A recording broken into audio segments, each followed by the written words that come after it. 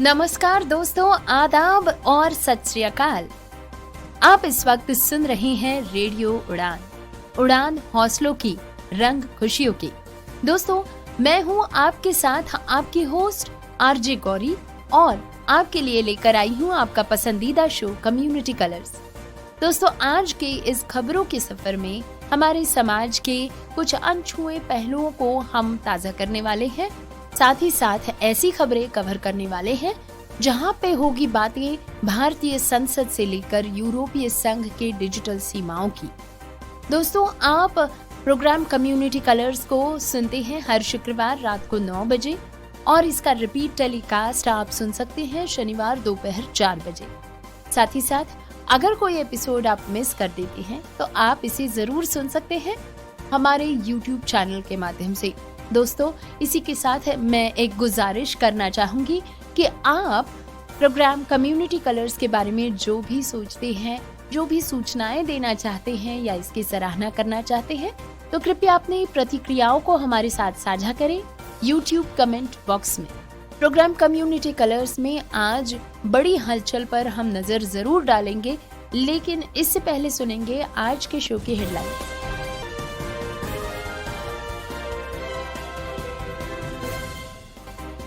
Budget 2026-27 में दिव्यांगजनों के लिए नई योजनाएं, लेकिन राहत सीमित। सुनेंगे सहायक उपकरणों के जीएसटी पर सरकार ने बजट के दौरान दी हुई जानकारी। राज्यसभा में सदानंद मास्टर का दर्दनाक बयान। वियतनाम में टेट पर दिव्यांगजन और अनाथ बच्चों को मिला सहारा। दिव्यांग अधिकार कोर्ट के आदेशों में जिंदा, लेकिन सरकारी फाइलों में हो गए हैं गुम। ओडिशा में आ रहा है ability summit 2026। Stephen's college Delhi में दिव्यांगजनों के लिए सांस्कृतिक उत्सव दृष्टिकोण 2026। पद्मश्री श्रीभाष चंद्र की दिव्यांग बेटी को कब मिलेगा प्रमाण पत्र। दिल्ली के रोहिणी में दिव्यांग बच्चों के लिए उड़ान स्पेशल स्कूल। हरियाणा में कर्मचारियों की सेवानिवृत्ति पर नया आदेश। सुनेंगे special report European accessibility act EEA और इसके वैश्विक प्रभाव पर। प्रोग्राम कम्युनिटी कलर्स में अभी आपने सुनी आज के शो की हेडलाइंस। प्रोग्राम में अब समय हो चला है आगे बढ़ने का, तो बिना वक्त गवाए आइए सुनते हैं डिटेल्ड न्यूज बुलेटिन।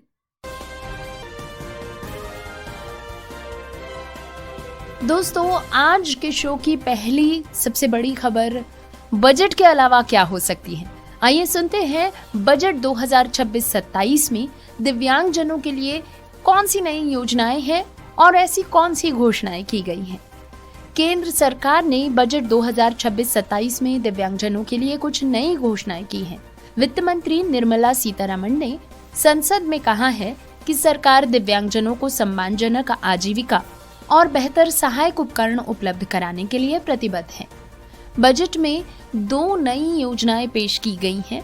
पहली है दिव्यांगजन कौशल योजना, जिसके तहत दिव्यांगजनों को उद्योग से जुड़ी उनकी विशेष जरूरतों के अनुरूप कौशल प्रशिक्षण दिया जाएगा। इसमें IT, एनिमेशन और अन्य कई क्षेत्रों में प्रशिक्षण शामिल है, ताकि दिव्यांगजनों को रोजगार के बेहतर अवसर मिल पाए। और दूसरी योजना है दिव्यांग सहारा योजना, जिसका उद्देश्य है दिव्यांगजनों को समय पर उच्च गुणवत्ता वाले सहायक उपकरण उपलब्ध कराना। इसके तहत सरकार artificial limbs manufacturing corporation of India यानी एलिम्को को मजबूत करेगी, ताकि कृत्रिम अंग, व्हील चेयर और अन्य उपकरणों का उत्पादन भी बढ़ाया जा सके। साथ ही 80 नए असिस्टिव टेक्नोलॉजी मार्ट्स और 100 मौजूदा दिव्याशा केंद्रों को विस्तार देने की योजना है। बजट में इन योजनाओं के लिए क्रमशः 200 करोड़ और 100 करोड़ रुपए का प्रावधान किया गया है, लेकिन विशेषज्ञों का कहना है कि ये राशि सीमित है और दिव्यांगजनों की वास्तविक जरूरतों को पूरा करने के लिए पर्याप्त नहीं है। कई संगठनों ने ये भी कहा कि दिव्यांगजन पेंशन योजनाओं में कोई ठोस बढ़ोतरी नहीं की गई और शिक्षा व स्वास्थ्य क्षेत्र में कटौती देखने को मिली है। दोस्तों, national platform for the rights of the disabled ने बजट को बहिष्कारी करार किया है। उनका कहना है कि सरकार ने रोजगार और उपकरणों पर ध्यान दिया है, लेकिन सामाजिक सुरक्षा, पेंशन और पहुंच योग्यता पर पर्याप्त कदम नहीं उठाए। दोस्तों, बजट में सहायक उपकरणों और तकनीकों पर छूट देने की घोषणा की गई है ताकि व्हील चेयर, कृत्रिम अंग, सुनने की मशीन और ब्रेल उपकरण जैसे साधन सस्ते दामों पर उपलब्ध हों। इसके अलावा दिव्यांगजन पेंशन योजनाओं में राशि बढ़ाने का प्रस्ताव रखा गया, जिससे कि उन्हें आर्थिक सुरक्षा मिल पाए। सरकार ने ये भी कहा है कि दिव्यांगजनों के लिए उच्च शिक्षा और कौशल विकास कार्यक्रमों में विशेष छात्रवृत्ति दी जाएगी। कॉर्पोरेट क्षेत्र में भी दिव्यांगजनों को रोजगार देने के लिए प्रोत्साहन योजनाएं शुरू की जाएंगी। बजट में दिव्यांगजनों के लिए सार्वजनिक स्थलों पर पहुंच या योग्यता बढ़ाने के लिए अतिरिक्त धनराशि आवंटित की गई है। इसका उद्देश्य परिवहन, सरकारी भवन और शैक्षणिक संस्थानों को सुलभ बनाना है। वहीं कई अन्य विशेषज्ञों का मानना है कि ये बजट दिव्यांगजनों के अधिकारों को मजबूत करने और समाज में मुख्य धारा की जोड़ने की दिशा में एक कदम माना जा सकता है। दोस्तों, कुल मिलाकर बजट 2026-27 दिव्यांगजनों के लिए कुछ तो नई पहल लेकर आया है, लेकिन राहत सीमित है। विशेषज्ञों का मानना है कि अगर दिव्यांगजनों को वास्तव में समाज की मुख्य धारा में लाना है तो पेंशन, शिक्षा और स्वास्थ्य में अधिक निवेश करना जरूरी है। दोस्तों, इस न्यूज में हम खास तौर पर बजट के उस हिस्से को हाईलाइट करेंगे जिसमें जीएसटी दरों को लेकर सवाल उठाए गए हैं। लोकसभा में दिव्यांगजनों के सहायक उपकरणों पर जीएसटी दरों को लेकर सवाल उठे। वित्त मंत्रालय ने बताया कि कई उपकरणों और तकनीकों पर अब भी रियायती दर लागू है। मंत्री ने कहा कि ब्रेल लेखक, ब्रेल पेपर, व्हील चेयर, कृत्रिम अंग, ऑर्थोपीडिक उपकरण, सुनने की मशीनें और कई अन्य सहायक साधनों पर केवल 5% जीएसटी लिया जाता है। वहीं सुनने की मशीनों और उनके पुर्जों पर जीएसटी 0 है। हालांकि छोटे पेट्रोल और डीजल वाहनों को दिव्यांगजनों के लिए उपयोग के लिए बनाए जाते हैं, उन पर 18% जीएसटी लागू है। जीएसटी परिषद ने हाल ही में दरों को सरल बनाने की सिफारिश की थी, लेकिन इन वाहनों पर दर में कोई बदलाव नहीं किया गया। सरकार ने ये भी स्वीकार किया कि दिव्यांग अधिकार संगठनों और अन्य हितधारकों से जीएसटी में छूट की मांग की जा रही है, लेकिन किसी भी बदलाव का निर्णय केवल जीएसटी परिषद की सिफारिशों पर ही लिया जाता है। नए प्रावधानों के अनुसार जीएसटी परिषद ने 56वीं बैठक में कर ढांचे को सरल बनाने की दिशा में कदम उठाए हैं। इसमें 28% की दर को घटाकर 18% करने की सिफारिश की गई थी, लेकिन दिव्यांगजनों के लिए विशेष वाहनों पर दर यथावत रखी गई है। इससे सवाल उठ रहे हैं कि क्या दिव्यांगजनों की जरूरतों को पर्याप्त प्राथमिकता दी जा रही है? विशेषज्ञों का मानना है कि सहायक उपकरणों पर छूट से दिव्यांगजनों की जिंदगी आसान हो सकती है। अगर व्हील चेयर, कृत्रिम अंग और विशेष वाहनों पर कर की दरें और कम की जाए तो इनकी उपलब्धता और अफोर्डेबिलिटी बढ़ सकती है। फिलहाल सरकार ने संकेत दिया है कि इस विषय पर आगे का निर्णय केवल जीएसटी परिषद की सिफारिशों पर ही निर्भर करेगा। दोस्तों, आइए खबर सुनते हैं दिल्ली से। दिल्ली में राज्यसभा में कार्यवाही के दौरान एक भावुक दृश्य देखने को मिला। केरल के पूर्व विधायक और भाजपा नेता सदानंद मास्टर ने अपने कृत्रिम अंग सदन की मेज पर निकाल कर रख दिए और कहा कि उन्हें सीपीएम कार्यकर्ताओं ने बेरहमी से हमला कर दिव्यांग बना दिया था।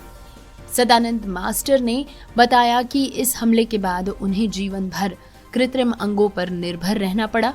उन्होंने कहा कि ये घटना सिर्फ उनके व्यक्तिगत जीवन को नहीं बल्कि लोकतांत्रिक मूल्यों को गहरी चोट पहुंचाती है। उनका बयान सुनकर सदन में सन्नाटा छा गया था।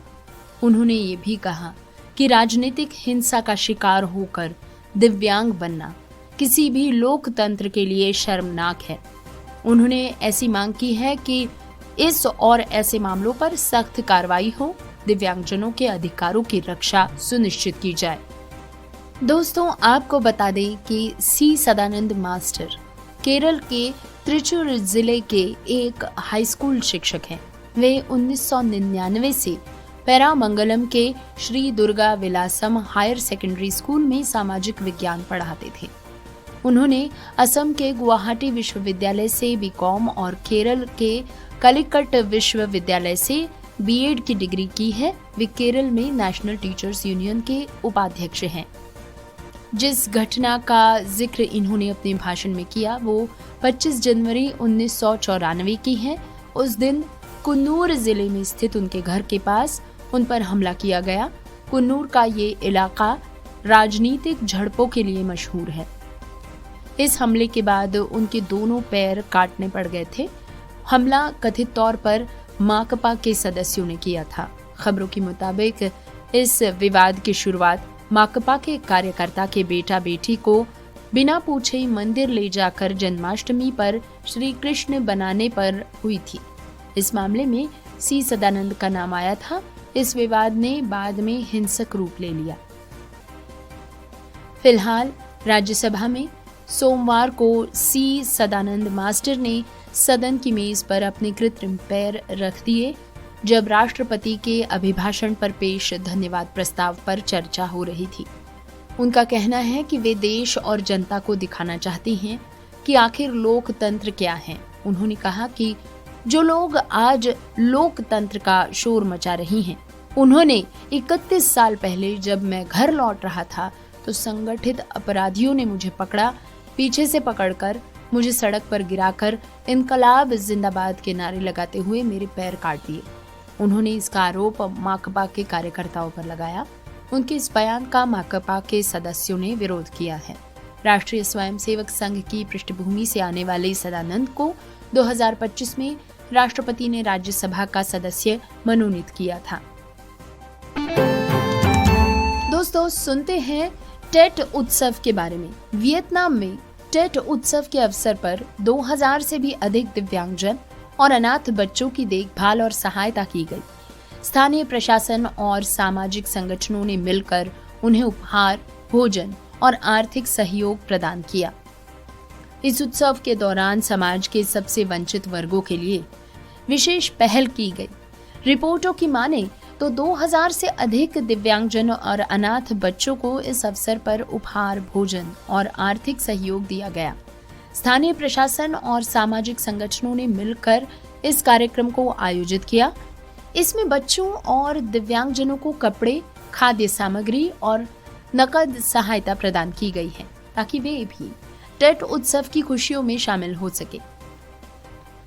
आयोजकों ने माना है कि इस पहल का उद्देश्य है कि कोई भी बच्चा या दिव्यांगजन त्योहार की खुशियों से वंचित न रहे। उन्होंने कहा कि समाज में सभी वर्गों को लेकर साथ चलना वास्तविक समावेशन है। इस कार्यक्रम ने दिव्यांगजनों और अनाथ बच्चों को राहत दी, समाज में करुणा और सहयोग का संदेश फैलाया। दोस्तों, न्यूज बुलेटिन इसी तरह जारी रहेगा, लेकिन एक छोटे से ब्रेक के बाद। Inclusion is not charity, it is responsibility. Join us for the YI Odisha Ability Summit 2026, an initiative by We4U in collaboration with Young Indians and the SSCPD Department, Government of Odisha. On February 21st, we gather at Nishwas campus, Bhubaneswar, to bridge the gap between talent and opportunity. We are calling on corporate leaders, PSUs, CSR heads and policymakers to drive inclusive employment and leadership for persons with disabilities. Let's move beyond dialogue and create solutions. YI Odisha Ability Summit 2026. Together, let's build an accessible Odisha.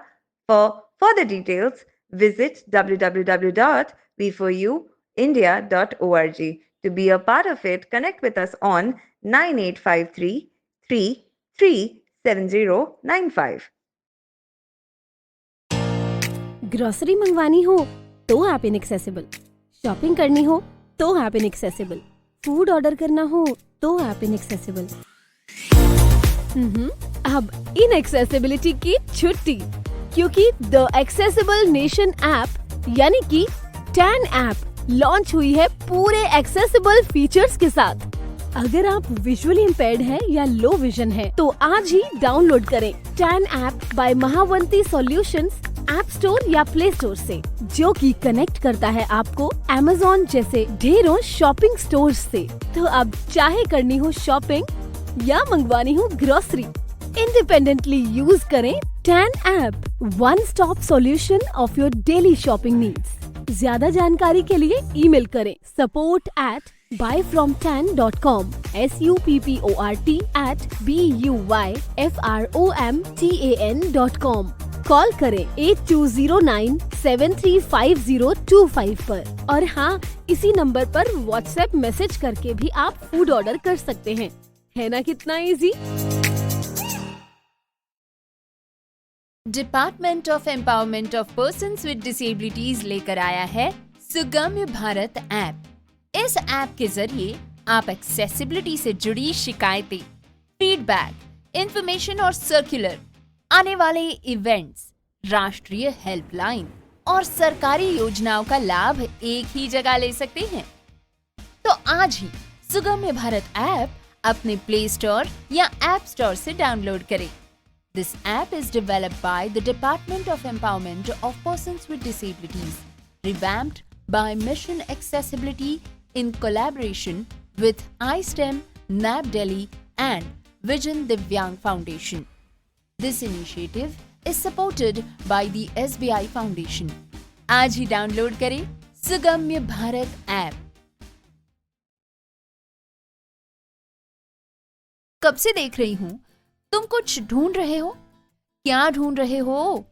मैं एक ऐसी app ढूंढ रहा हूँ जहाँ मैं accessibility से related feedback दे सकूँ या कोई कंप्लेन कर सकूँ, जहाँ मुझे डिसेबिलिटी से रिलेटेड तमाम सर्कुलर्स मिल जाएं, हमारी कम्युनिटी में क्या हो रहा है, आने वाले इवेंट्स के बारे में पता चल जाए, और गवर्नमेंट की डिसेबल्ड के लिए क्या क्या स्कीम्स हैं और उसका बेनिफिट कैसे लेना है। मैं ऐसा एक प्लेटफॉर्म ढूंढ रहा हूँ जहाँ मुझे ये सब कुछ मिल जाए। आज तुम कुछ और मांगते तो वो भी मिल जाता, क्योंकि department of empowerment of persons with disabilities ने एक ऐसी ही ऐप लॉन्च की है जिसका नाम है सुगम्य भारत ऐप, जहां तुम्हें ये तमाम चीजें मिल जाएंगी। तो आज ही सुगम्य भारत ऐप अपने प्ले स्टोर या ऐप स्टोर से डाउनलोड करें। This app is developed by the department of empowerment of persons with disabilities, revamped by Mission Accessibility in collaboration with iSTEM, NAB Delhi and Vision Divyang Foundation. This initiative is supported by the SBI Foundation. आज ही download करें सुगम्य Bharat app. मेरे सभी दोस्त घूमने जा रहे हैं, कोई गोवा जा रहा है, कोई दुबई और कोई केरल। मैं कहाँ जाऊँ? तुम जाओ थाईलैंड। किसके साथ? राइजिंग स्टार खिलते चेहरे के साथ।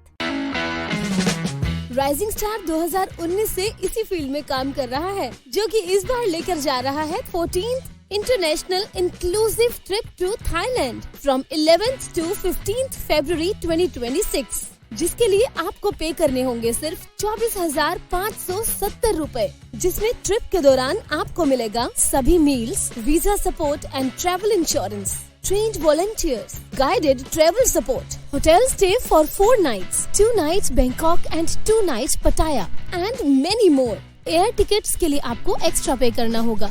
इस ट्रिप में पूरे इंडिया से किसी भी सिटी से कोई भी जा सकता है। ज्यादा जानकारी के लिए 8527044355 पर संपर्क करें। और हाँ, सेम रेट्स पर आप अपने फैमिली मेंबर्स को भी साथ ले जा सकते हैं। Limited seats are available. आज ही अपनी सीट बुक करें। यार, एग्जाम पास आ रहे हैं, पुराने पेपर देखे? देखे तो, लेकिन कुछ समझ नहीं आया, सब धुंधले हैं। मेरी स्क्रीन रीडर भी नहीं पढ़ पा रही। अरे, तूने स्मार्ट ऑन का डॉक्यूमेंट वाला फीचर ट्राई नहीं किया? नहीं, वो क्या है? स्मार्ट ऑन एक ऐप है। बस अपना पेपर स्मार्ट ऑन के डॉक्यूमेंट फीचर में खोलो और वो सब साफ साफ पढ़कर सुनाता है। सच में? मतलब अब मैं खुद सुनकर पढ़ सकती हूँ? हाँ, ये हमारी तरह के लोगों के लिए ही बना है, जो अच्छे से देख नहीं सकते। अब पढ़ाई आसान है। स्मार्ट ऑन, ये पढ़ता है, आप सीखते हैं। तो आज ही डाउनलोड करो smart on Google play store से। शुक्ला जी। हाँ जी, बंद है। सुनो। शुक्ला जी। अरे कल अनाज बैंक बंद है। बैंक?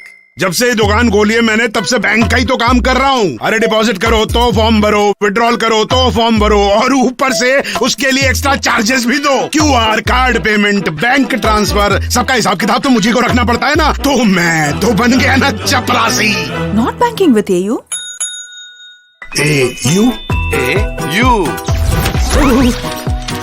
AU करंट अकाउंट के साथ मिलता है free UPI QR overdraft facility और एक ही ऐप से बैंक के सारे काम। मतलब फटाक से AU। हाँ जी शुक्ला जी, सोच बदलो और बैंक भी।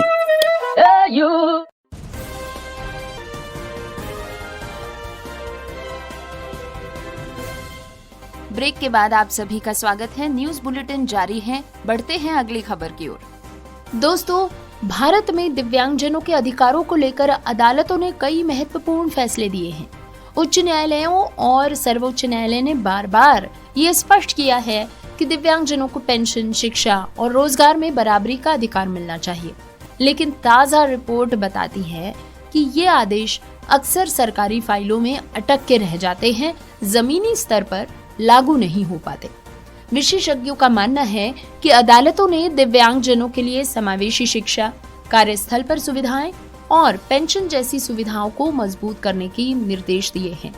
इसके बावजूद कई विभाग नियमों के अपडेट नहीं करते और न ही जरूरी परिपत्रक जारी करते हैं। नतीजा, दिव्यांगजनों को अपने अधिकार पाने के लिए बार बार अदालत का दरवाजा खटखटाना पड़ता है। रिपोर्ट में बताया गया है कि सार्वजनिक ढांचे और सरकारी योजनाओं में पहुंच योग्यता की कमी बनी हुई है, जबकि rights of persons with disabilities act 2016 स्पष्ट रूप से कहता है कि हर नागरिक समान अवसर और सुविधाओं का हकदार होता है। विशेषज्ञों का मानना है कि जब मंत्रालय और विभाग अदालत के आदेशों को तुरंत लागू नहीं करते, तब तक दिव्यांगजनों को वास्तविक लाभ मिल ही नहीं पाएगा। ये स्थिति बताती है कि भारत में दिव्यांग अधिकार अदालतों में तो जिंदा है, लेकिन सरकारी फाइलों में अब भी गुम हो चुका है। दोस्तों, ओडिशा में जल्द ही आ रहा है ability summit 2026। V4U charitable trust और YI भुवनेश्वर के सहयोग से एक दिवसीय आयोजन दिव्यांग जन सशक्तिकरण का सबसे बड़ा मंच बनने जा रहा है एबिलिटी समिट 2026। तारीख नोट कर लीजिए, 21 फरवरी 2026, निवास NISWASS भुवनेश्वर। यहाँ होंगे panel discussions, corporate felicitation, role models का सम्मान, स्टूडेंट प्रेजेंटेशंस और असिस्टिव डिवाइस की प्रदर्शनी। 100 से भी अधिक कॉर्पोरेट्स और संस्थान शामिल होंगे ताकि दिव्यांगजनों को मिल पाए रोजगार, शिक्षा और खेलों में नई ऊंचाइयां। साथ ही साथ इनमें होंगे MOU और स्टूडेंट प्रेजेंटेशंस भी, विश्वविद्यालयों और कॉलेजेस के साथ समझौते, ताकि छात्र रिसर्च और वॉलंटियरिंग से जुड़ सके। दोस्तों, ओडिशा एबिलिटी समिट 2026 ये कार्यक्रम 21 फरवरी 2026 को NISWASS यानी कि national institute of social work and social sciences में होगा। तो देर किस बात की, जुड़िए ओडिशा एबिलिटी समिट 2026 से, जहां मिलेंगे अवसर, समावेशन और सशक्तिकरण के नए रूप। Odisha ability summit 2026 empowering lives, building inclusion. Website है www.v4uindia.org। याद रहे, www.we4uindia.org, या फिर आप ईमेल कर सकते हैं v4u.odisha1@gmail.com पर। याद रहे, we4u.odisha1@gmail.com। कॉन्टैक्ट नंबर्स नोट कर लीजिए, 8658940549 या फिर 9853337095। फ्रेंड्स, दिल्ली के सेंट स्टीफन कॉलेज में दृष्टिकोण 2026 का आयोजन हो रहा है। ये वार्षिक सांस्कृतिक उत्सव विशेष रूप से दिव्यांगजनों के लिए है, जिसमें कला, संस्कृति और प्रतिभा का अनोखा संगम देखने को मिलेगा। दोस्तों कार्यक्रम 25 और 26 फरवरी को सुबह 9:30 से शाम 6 बजे तक चलेगा। इसमें मुकाबलाए हुनर, मेलोडी, बुलंदियां, रेशम का किस्सा, की स्ट्राइक, क्विज अरीना और रंग मंच जैसी विविध प्रतियोगिताएं होंगी। प्रतिभागियों को ट्रॉफीज, मेडल्स, प्रमाण पत्र और कुल 40,000 तक के नकद पुरस्कार दिए जाएंगे। दोस्तों इसमें आप सर्टिफिकेट तो पाएंगे ही और साथ ही पाएंगे ढेर सारी यादें। तो याद रहे 25 और 26 फरवरी सुबह 9:30 से शाम 6 बजे तक सेंट स्टीफेंस कॉलेज दिल्ली। आज ही रजिस्टर कीजिए और समावेशी जश्न का हिस्सा बनिए। दृष्टिकोण 2026। रजिस्ट्रेशन के लिए फोन नंबर्स हैं 7885119026, उत्कर्ष 8076330759, स्पर्श 9131688413। आप इन्हें क्वेरीज के लिए कांटेक्ट कर सकती हैं। रजिस्ट्रेशन के लिए आपको गूगल फॉर्म भरना होगा। दोस्तों अब खबर सुनते हैं एक ऐसी लड़की की जिसके दादा और पापा पद्मश्री है। उसका 1.5 साल से दिव्यांगता का सर्टिफिकेट नहीं बन पा रहा, उसके बारे में खबर है वाराणसी से। पद्मश्री श्रीभाष चंद्र सुपकार 1.5 साल से ज्यादा समय से दौड़ भाग कर रही हैं, लेकिन स्वास्थ्य महकमा कोई हल नहीं निकाल सका। व्यवस्था से नाराज श्रीभाष ने कहा है कि ये सिर्फ उनकी बेटी का मामला नहीं बल्कि उस व्यवस्था की तस्वीर है जहां सम्मान तो मिल जाता है लेकिन जरूरत के वक्त इंसाफ नहीं मिल पा रहा। दरअसल वाराणसी में पद्मश्री सम्मानित श्रीभाष चंद्र की दिव्यांग बेटी को अब तक दिव्यांगता प्रमाण पत्र नहीं मिल पाया है। ये मामला स्वास्थ्य विभाग की लापरवाही के कारण अटका हुआ है। परिवार का कहना है कि कई बार आवेदन करने के बाद भी अधिकारियों से संपर्क के बावजूद भी प्रमाण पत्र जारी नहीं हो पा रहा। प्रमाण पत्र न मिलने से बेटी को सरकारी योजनाओं और सुविधाओं का लाभ नहीं मिल पा रहा। परिवार ने इसे गंभीर प्रशासनिक चूक बताया है। इससे दिव्यांगजनों के अधिकारों का हनन हो रहा है। स्थानीय प्रशासन ने इस मामले पर संज्ञान लेते हुए बात की है। अधिकारियों का कहना है कि प्रमाण पत्र जारी करने की प्रक्रिया की जांच की जा रही है और जल्द ही समाधान निकाला जाएगा। दोस्तों जैसा कि आप सभी जानते हैं, दिव्यांगजनों के लिए प्रमाण पत्र केवल एक दस्तावेज नहीं होता, उनके अधिकारों और योजनाओं तक पहुंच का आधार होता है। ऐसे मामलों में देरी से दिव्यांगजनों को शिक्षा, रोजगार और सामाजिक सुरक्षा में नुकसान उठाना पड़ सकता है।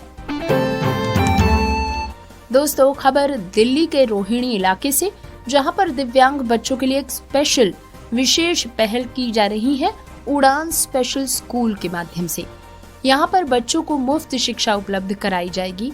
स्कूल का उद्देश्य दिव्यांग जनों को समाज की मुख्य धारा में शामिल करना और उन्हें बराबरी का अवसर देना है। स्कूल में पढ़ने वाले बच्चों को यूनिक डिसेबिलिटी आईडी यानी यूडीआईडी कार्ड्स भी दिए जा रहे हैं। इस कार्ड की मदद से दिव्यांगजनों को सरकारी योजनाओं और सुविधाओं का लाभ आसानी से मिल पाता है। स्कूल प्रशासन ने बताया कि यहाँ बच्चों को शिक्षा दी जाती है, उन्हें आत्मनिर्भर बनाने के लिए विशेष प्रशिक्षण भी दिए जाते हैं, जिनमें शामिल है कंप्यूटर शिक्षा, कला और अन्य कौशल विकास कार्यक्रम। माता पिता और स्थानीय लोगों ने इस पहल का स्वागत किया है। उनका कहना है कि इससे दिव्यांग बच्चों को जीवन में आगे बढ़कर अवसर मिल पाएगा, आत्मविश्वास के साथ समाज में अपनी पहचान वे बना पाएंगे। विशेषज्ञों का मानना है कि ऐसी पहलें दिव्यांगजनों के अधिकारों को मजबूत करती हैं और उन्हें शिक्षा व रोजगार में समान अवसर दिलाने की दिशा में जरूरी होती है। दोस्तों खबर सुनते हैं हरियाणा से। हरियाणा के मुख्यमंत्री श्री नायब सैनी ने राज्य कर्मचारियों की सेवानिवृत्ति की आयु को लेकर अहम आदेश जारी किया है और कहा है कि कर्मचारियों की सेवा में अवधि में बदलाव किया जा रहा है। सरकार का कहना है कि ये कदम प्रशासनिक सुधार और युवाओं को रोजगार के अवसर देने के उद्देश्य से उठाया जा रहा है। नए आदेश के अनुसार कर्मचारियों की सेवानिवृत्ति की आयु में संशोधन किया जा रहा है। इससे राज्य के हजारों कर्मचारियों पर सीधा असर पड़ सकता है। मुख्यमंत्री ने कहा कि सरकार का लक्ष्य युवाओं को अधिक अवसर प्राप्त कराना है ताकि प्रशासन में नई ऊर्जा आ पाए। इस फैसले को लेकर कर्मचारियों में मिश्रित प्रतिक्रिया देखने को मिल रही है। कुछ कर्मचारी इसे सकारात्मक मान रहे हैं क्योंकि इससे युवाओं को नौकरी का मौका मिल पाएगा। वहीं कई कर्मचारी चिंतित हैं जिससे कि उनकी सेवा अवधि कम हो जाएगी और भविष्य की योजनाओं पर असर पड़ेगा। दोस्तों, दरअसल इस बदलाव के बाद कर्मचारियों की रिटायरमेंट अब 60 वर्ष से लेकर 58 वर्ष की होगी। इनमें शामिल है दिव्यांग और दृष्टिबाधित कर्मचारियों की रिटायरमेंट की आयु। राज्य सरकार ने दिव्यांग और दृष्टिबाधित कर्मचारियों के लिए हरियाणा सिविल सेवा सामान्य संशोधन नियम 2026 के रूप में एक नई रोजगार व्यवस्था लागू कर दी है। वित्त विभाग की ओर से इसे मंजूरी भी दे दी गई है। कम से कम 70% या उससे अधिक विकलांगता वाले दिव्यांग कर्मचारी और दृष्टिहीन कर्मचारियों के लिए 58 वर्ष की आयु में अब रिटायरमेंट मैंडेटरी होगी। हालांकि इस बदलाव में ग्रुप डी के कर्मचारियों और न्यायिक अधिकारियों को राहत दी गई है। ग्रुप डी के कर्मचारी और न्यायिक अधिकारी 60 वर्ष की आयु में ही रिटायर होंगे। ये नए बदलाव कम से कम 70% या उससे अधिक विकलांगता वाले दिव्यांग कर्मचारी और दृष्टिहीन कर्मचारी इन पर ही लागू होंगे। इस नियम के प्रयोजन के लिए एक आंख वाले कर्मचारियों को दृष्टिहीन या दिव्यांग व्यक्तियों के रूप में नहीं माना जाएगा। वे भी 58 वर्ष की आयु में सेवानिवृत्त होंगे। ये बदलाव तत्काल प्रभाव से सभी विभागों में लागू कर दिया गया है। साथ ही विभागों को इसकी सूचना दे दी गई है। दोस्तों, विशेषज्ञों का तो मानना है कि सेवानिवृत्ति आयु में इस बदलाव से राज्य की रोजगार नीति पर और प्रशासनिक ढांचे पर बड़ा असर पड़ेगा। सरकार ने संकेत दिए हैं कि ये निर्णय व्यापक परामर्श और भविष्य की जरूरतों को ध्यान में रखकर लिया गया है। दोस्तों, आज कम्युनिटी कलर्स में हम एक ऐसी खबर पर गहराई से चर्चा कर रहे हैं जिसने इंटरनेट की दुनिया की शक्ल बदल कर रख दी है। क्या आपने कभी सोचा है कि एक दृष्टिबाधित व्यक्ति ऑनलाइन शॉपिंग कैसे कर सकता है? या एक ऐसा व्यक्ति जिसे सुनने में कठिनाई हो, वो बिना सबटाइटल्स के बैंकिंग एप्स का इस्तेमाल कैसे करता होगा?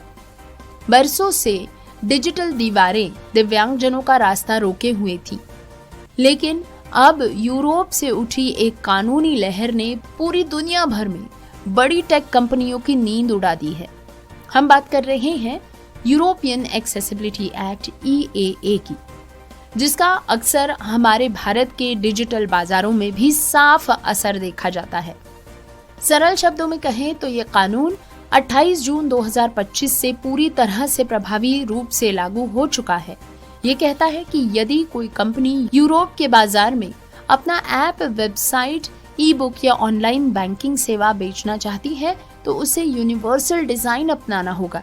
इसका मतलब आपके ऐप का फॉन्ट बड़ा हो सके, स्क्रीन रीडर्स उसे आसानी से पढ़ सके और ये हर बटन को बिना माउस के सिर्फ कीबोर्ड के माध्यम से भी चलाया जा सके। अगर कंपनी ऐसा नहीं करती तो उस पर करोड़ों का जुर्माना लगाया जा सकता है। अब आप सोच रहे होंगे कि यूरोप के कानून से हमें क्या लेना देना। यहीं पर तो ट्विस्ट आता है। दुनिया की हर बड़ी सॉफ्टवेयर कंपनी, चाहे वो गूगल हो, अमेजॉन हो या भारत की इन्फोसिस और TCS, सबका व्यापार यूरोप से जुड़ा हुआ है। अब उन्हें अपने ग्लोबल एप्स को इसी कानून के हिसाब से बदलना पड़ रहा है। भारत में इसका असर दो तरफा हो रहा है। पहला, भारत की IT कंपनियां अब हजारों ऐसे डेवलपर्स को काम पर रख रही हैं जो एक्सेसिबिलिटी एक्सपर्ट्स हैं, यानी कि दिव्यांग युवाओं के लिए टेक सेक्टर में नौकरियों के नए दरवाजे खुल जाएंगे। और दूसरा बड़ा बदलाव होगा कि हमारे अपने नियमों में भारतीय प्रतिभूति और विनिमय बोर्ड यानी कि सेबी और रिजर्व बैंक ऑफ इंडिया ने निर्देश जारी कर दिए हैं कि सभी भारतीय ट्रेडिंग और बैंकिंग एप्स को दिव्यांगों के लिए सुलभ बनाया जाए। अब दोस्तों, धीरे धीरे वो दिन आने लगे हैं जब भारत का डिजिटल प्लेटफॉर्म समान अधिकार के मंत्र पर चलना शुरू होगा। अब डिजिटल इंडिया का मतलब सिर्फ इंटरनेट होना नहीं, बल्कि इंटरनेट का सबके लिए उपलब्ध होना है। तो दोस्तों, यूरोपियन एक्सेसिबिलिटी एक्ट सिर्फ कानून नहीं, दस्तावेज नहीं, बल्कि उन करोड़ों लोगों के लिए आजादी का पैगाम है जो अब तक डिजिटल दुनिया में खुद को उपेक्षित महसूस कर रहे थे। तकनीक तो तभी सफल हो पाएगी जब वो अंतिम छोर पर खड़े व्यक्ति के काम आ पाएगी। Hello and welcome to another update as part of the justice connect series, जिसमें हम डिसेबिलिटी राइट्स में जो भी लास्ट वीक के नए जजमेंट्स हैं उससे आपको वाकिफ करते हैं और उसके नुआंसेस शेयर करते हैं और उसका रेलेवेंस आपके लिए क्या होगा। इस हफ्ते there are 2 new judgments which have been delivered. एक सुप्रीम कोर्ट की जजमेंट है in a case called Yash charitable trust versus union of India, और एक दिल्ली हाई कोर्ट की जजमेंट है in a case called Jamia Millia Islamia versus रोशन आरा। पहले बात करते हैं सुप्रीम कोर्ट की जजमेंट में। ये जो केस था, this was about administration of stem cell therapy on people with autism. तो इस ऑर्गेनाइजेशन ने चैलेंज किया था स्टेम सेल थेरेपी के एडमिनिस्ट्रेशन को on the ground कि it is an unproven and unscientific method for rectifying autism and therefore it should not be prescribed by doctors। and इस चीज़ के सपोर्ट में उन लोगों ने डॉक्यूमेंट्री और मेडिकल एविडेंस भी प्रोड्यूस किया था, including recommendation from the National Medical Commission indicating that it is not a scientifically proven means of addressing autism, तो इसलिए इसको नहीं प्रिस्क्राइब करना चाहिए। और एक ओपिनियन में ये भी कहा था कि अगर इसको आप प्रिस्क्राइब करोगे तो इट कॉन्स्टिट्यूट प्रोफेशनल मिसकॉन्डक्ट। तो अगेंस्ट दिस बैकड्रॉप कोर्ट में ये चीज़ बोली गई कि despite all these directives the medical profession is continuing to prescribe this as a form of treatment. तो इस चीज़ पे कोर्ट ने कहा कि this can not be done, that doctors are expected to give reasonable and prudent medical advice to their clients which is in line with industry standards, जो भी उनके previous judgments थे उसको cite करते हुए। and क्योंकि ये चीज़ scientifically proven नहीं है तो ये अभी prescribe नहीं की जा सकती। clinical trials में ये किया जा सकता है but not as a form of mainstream treatment as yet। and court ने गवर्नमेंट को भी कैस्टिगेट किया ये बोलते हुए कि उन लोगों ने इस चीज़ पे कोई क्रैकडाउन नहीं किया है, इसके लिए कोई गाइडलाइंस नहीं लाई हैं। And they asked the government to come out with a legislative framework which prescribes the penalties for those prescribing this treatment without scientific basis, outlining what are the circumstances in which it can be prescribed and other things like that. और इसको उन्होंने कहा कि वो continuous basis पे monitor करेंगे। एक दूसरी जजमेंट जिसका मैं जस्ट ब्रीफ रेफरेंस बोल रहा हूँ, वो कवर नहीं कर रहा था बिकॉज वो डिसेबिलिटी से एज सच रिलेटेड नहीं है, बट उसमें एक डिसेबिलिटी का रेफरेंस है, वो है Jaya Thakur versus union of India which is about menstrual health and उससे रिलेटेड क्या मेजर्स लेने होंगे by different stakeholders in society to improve access to menstrual care for women undergoing periods and otherwise in terms of having access to menstrual products। इस judgement में one observation which the court made was in the context of accessible toilets having to be made available in all educational institutions across the country। तो उन्होंने government को कहा है कि भले ही लैक ऑफ मेंस्ट्रुअल केयर सभी वुमेन को एडवर्सली अफेक्ट करता है, but for women with disabilities the impact is doubly felt. तो इस चीज़ पे उन्होंने डायरेक्शंस दिए हैं and the most critical one is accessible toilets वाला। And the third judgment which I am covering is जो दिल्ली हाई कोर्ट का मैंने बताया था, जामिया मिलिया इस्लामिया वर्सेस रोशन आरा। ये एक ऐसा केस है जिसमें एक असिस्टेंट लाइब्रेरियन के पोस्ट पे रिक्रूटमेंट हो रही थी एंड जो यूनिवर्सिटी है JMI, उन्होंने एक बंदे को प्रमोशन के थ्रू ये पोस्ट दी जो डिसेबल्ड कैटेगरी में था, जबकि ये post actually itself direct recruitment की पोस्ट थी। ये पोस्ट वैसी थी ही नहीं जो प्रमोशन से फिलअप हो सकती है, बट उन्होंने क्योंकि सुप्रीम कोर्ट ने ये बोला है कि रिजर्वेशन देना होता है डिसेबल्ड लोगों को, या डायरेक्ट रिक्रूटमेंट हो या प्रमोशन हो, दोनों में देना होता है, तो वो उन्होंने उस चीज़ को मिस इंटरप्रेट करते हुए इस पोस्ट में भी उनको मतलब प्रमोशन करके ये पोस्ट दे दी किसी डिसेबल्ड इंसान को। बट कोर्ट ने कहा कि इस जजमेंट, सुप्रीम कोर्ट के जजमेंट का इम्प्लीकेशन ये नहीं है कि जो पोस्ट फिलअप ही डायरेक्ट रिक्रूटमेंट से होनी है उसको आप प्रमोशन से करते बैठोगे। आपको ये मिसअंडरस्टैंडिंग है जजमेंट की, इसलिए उन्होंने इस इंसान का कैंसलेशन सिलेक्शन गलत हुआ ये चीज़ को अपहोल्ड करते हुए ये क्लैरिफिकेशन दी है। So do keep listening to these weekly updates and अगर आपके कोई क्वेरीज हैं तो आप थर्सडे शाम को हमें कॉल कर सकते हैं 5:30 to 6:30 PM के बीच में।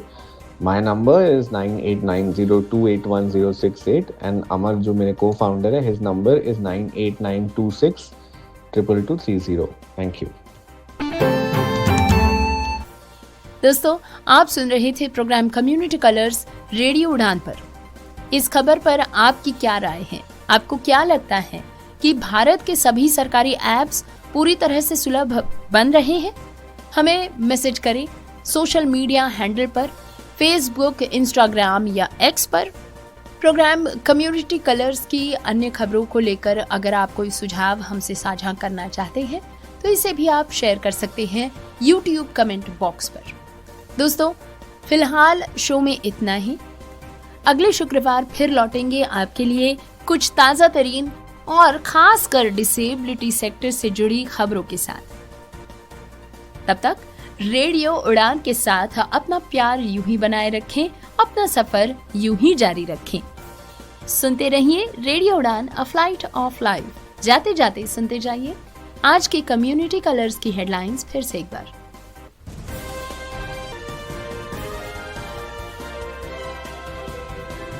बजट 2026-27 में दिव्यांगजनों के लिए नई योजनाएं लेकिन राहत सीमित। सुनेंगे सहायक उपकरणों के GST पर सरकार ने बजट के दौरान दी हुई जानकारी। राज्यसभा में सदानंद मास्टर का दर्दनाक बयान। वियतनाम में टेट पर दिव्यांगजन और अनाथ बच्चों को मिला सहारा। दिव्यांग अधिकार कोर्ट के आदेशों में जिंदा लेकिन सरकारी फाइलों में हो गए हैं गुम। ओडिशा में आ रहा है ability summit 2026। Stephen's college Delhi में दिव्यांगजनों के लिए सांस्कृतिक उत्सव दृष्टिकोण 2026। पद्मश्री श्रीभाष चंद्र की दिव्यांग बेटी को कब मिलेगा प्रमाण पत्र? दिल्ली के रोहिणी में दिव्यांग बच्चों के लिए उड़ान स्पेशल स्कूल। हरियाणा में कर्मचारियों की सेवानिवृत्ति पर नया आदेश। सुनेंगे special report European accessibility act EAA और इसके